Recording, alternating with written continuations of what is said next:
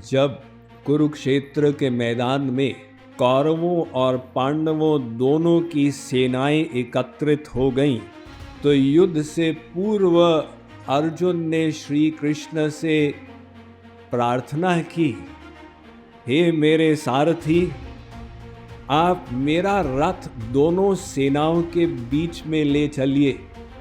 प्रथम अध्याय में उसने श्री कृष्ण को अपना आश्चर्य व्यक्त किया कि हे श्री कृष्ण, मैं किन लोगों से युद्ध करने जा रहा हूं, और ये कहकर कि मेरी तो बुद्धि भ्रमित हो गई है, मुझे समझ में नहीं आता कि मैं क्या करूं, मैं युद्ध नहीं कर पाऊंगा।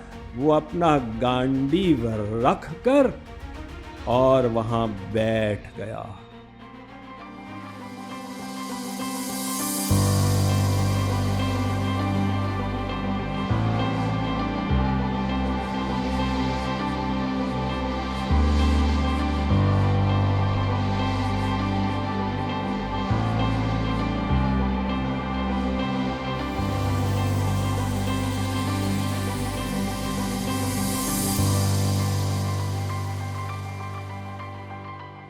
दुर्योधन की कौरवों की सेना 11 अक्षौहिणी की थी और पांडवों की 7 अक्षौहिणी की सेना थी। तो युद्ध से पूर्व अर्जुन ने श्री कृष्ण से प्रार्थना की, हे मेरे सारथी, आप मेरा रथ दोनों सेनाओं के बीच में ले चलिए, जिससे मैं देख सकूं कि मुझे युद्ध किससे करना है। श्री कृष्ण बीच में ले जाकर रथ खड़ा कर दिए। अर्जुन ने देखा दूसरी तरफ उसके पूर्वज, उसके गुरुजन, उसके बुजुर्ग भीष्म पितामह, द्रोणाचार्य, कृपाचार्य इत्यादि उसके पूज्य दूसरी तरफ हैं। तो अर्जुन शोकाकुल हो गया कि इन लोगों से मुझे युद्ध करना होगा। प्रथम अध्याय में उसने श्री कृष्ण को अपना आश्चर्य व्यक्त किया कि हे श्री कृष्ण, मैं किन लोगों से युद्ध करने जा रहा हूं, और ये कहकर कि मेरी तो बुद्धि भ्रमित हो गई है, मुझे समझ में नहीं आता कि मैं क्या करूं, मैं युद्ध नहीं कर पाऊंगा। वो अपना गांडीव रख कर और वहां बैठ गया। तो द्वितीय अध्याय में संजय धृतराष्ट्र को कह रहे हैं कि इस प्रकार से वो अर्जुन कौरवों पर अत्यंत दया की भावना अपने हृदय में बिठाकर और शोक में व्याकुल होकर वहां पर बैठ गया। उस समय फिर श्री कृष्ण ने उसे ज्ञान देना प्रारंभ किया। तम तथा कृपयाविष्टम्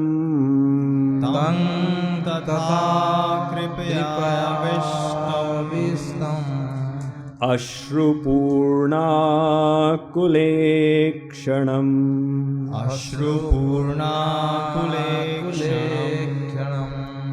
विषीदन्तमिदं वाक्यम्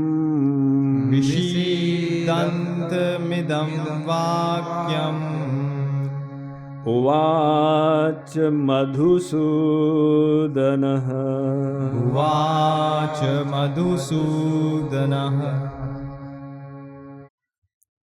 इस श्लोक में अर्जुन के भाव के लिए शब्द आया है कृपा।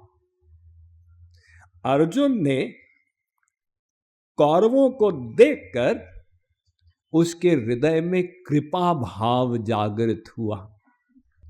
एक किसी के शारीरिक कष्ट को देखकर दया भाव लाना, बेचारा पीड़ित है, भूखा है, अंधा है, वो शरीर को देखकर दया भाव लाना।